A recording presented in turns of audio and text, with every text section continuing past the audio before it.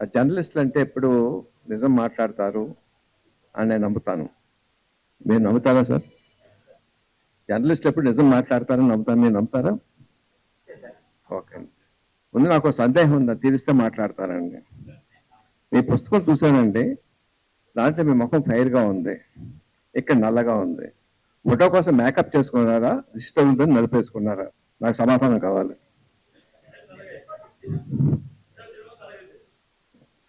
Okay అండి. I sincerely appreciate sir for effort you have done. నిజంగా తెలంగాణ సినిమాకి ఇంత చేస్తూ ఉందని చెప్పిన ఫస్ట్ టైం చూసి తెలపోయాను నేను. నేను ఒక్కనే కాదు, మొత్తం తెలంగాణ రాష్ట్రంలో ప్రతి ఒక్క పౌరుడు కూడా మీ ఎఫర్ట్ సిన్సియర్గా అప్రిషియేట్ చేయాలని మనస్ఫూర్తిగా కోరుకుంటున్నాను సార్.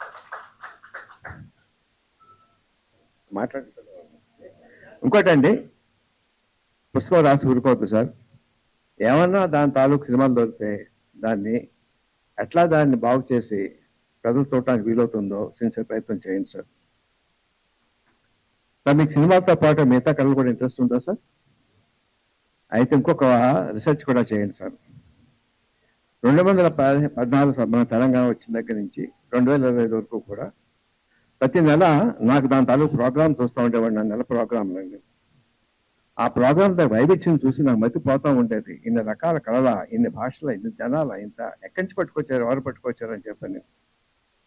కానీ ఈవేళ అదే రవీంద్ర భారతి 2015 తర్వాత చూస్తే బాధ వస్తుంది సార్. కుర్చీలు విరిగిపోయింది సార్. నేను కూడా రీసెర్చ్ చేసి పోయి ఆశ రాయండి సార్. మన ప్రభుత్వానికి కనుపు కలుగుద్దని ఆశిస్తున్నాను సార్. నేను రవీంద్ర భారత్ అంటే it's a cultural centre sir. Hyderabad గుండెకాయ లాంటిది. దట్ రిఫ్లెక్ట్స్ అవర్ ఏంటంటే మన తాలూకు ఒక మర్యాదకి అది సింపుల్ సార్. అది అలా పాడవకూడదు సార్. ఇంకొకటి sir, last year biggest hit సినిమాలో నేను బొంబాయి రానని చెప్పిన పాట థర్డ్ ప్లేస్ ఉండటం చాలా చాలా ఆనందం కలిగించాను సార్. నాకు ఫస్ట్ టైం ఇక్కడ 2000 సంవత్సరంలో తెలంగాణ వచ్చినప్పుడు అప్పుడే ఫస్ట్ టైం తెలంగాణ ఫోక్ పాటలు విన్నానండి. నాకు తగిన వచ్చేసి ఆ పాటలు ఎందుకు వచ్చినాయో నాకు తెలియదు. నాకే నచ్చుతున్నాయా, ప్రపంచం నచ్చుతున్నాయా అని చెప్పిన క్వశ్చన్ మార్క్ ఉండేదండి. అది నాకు తీరిపోయింది. So my sincere request is, మన తెలంగాణ కళల్ని బార్డర్ దాటించి మొత్తం దేశం అంతా వెళ్ళాలి, అవసరం దేశాలు కూడా వెళ్ళాలి సార్. దానికి ఎఫర్ట్ పెట్టాలి సార్. ఎందుకంటే మనకు ఉన్నటువంటి కళలు సామాన్యంగా కష్టాలు 1, 2 కాదు, కొన్ని 100 రకాల కళలు ఉన్నాయి, చేసే కళాకారులు ఉన్నారు. దానికి కావాల్సిందల్లా దాన్ని మంచి దారిలో పెట్టగలిగిన ఒక మనిషి కావాలి సార్. కురియన్ అనే ఒక మహానుభావుడు అమూల్ అనే దాన్ని భుజాన్ని ఎత్తుకుని కొన్ని లక్షల మంది రైతుల కళ్ళలో ఆనందం చూసాడండి. It requires a person with commitment and honesty and integrity. అలాగే చేయాలంటే భాష మీద అధికారం ఉండాలి. అలానే ఒకే వ్యక్తిగా కనిపిస్తున్నారు సార్.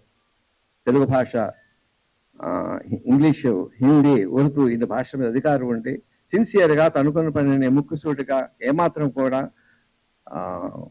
ఒక ఫేవరెటిజం కానీ ఇంకో దాని కానీ తావు లేకుండా చేసేటువంటి వ్యక్తి మామిడి హరికృష్ణ గారు sir. I think is a right person. మన తెలంగాణ తాలూకు కళల్ని దేశాలు దాటించి విదేశాలకు తీసుకెళ్ళి అది ఎంతో మంచి సార్. ఎంతో మంది కళాకారులు పని చూపించిన వాళ్ళు అవుతారు. మన తెలంగాణ రాష్ట్రానికి మంచి పేరు వస్తుంది sir. My sincere request, please please please sir, is collector గారు మీరు కూడా ఉన్నారు సార్, దయచేసి ఈ మన తెలంగాణ కళల్ని వాటర్ దాటి ఎలా ముందుకు తీసుకెళ్ళాలి, దానికి నా వంతు ఏం కావాలి నేను చేస్తాను. అందరూ తాలూ చేద్దామండి. మన స్టేట్ మనం గౌరవం తెచ్చుకుందాం సార్.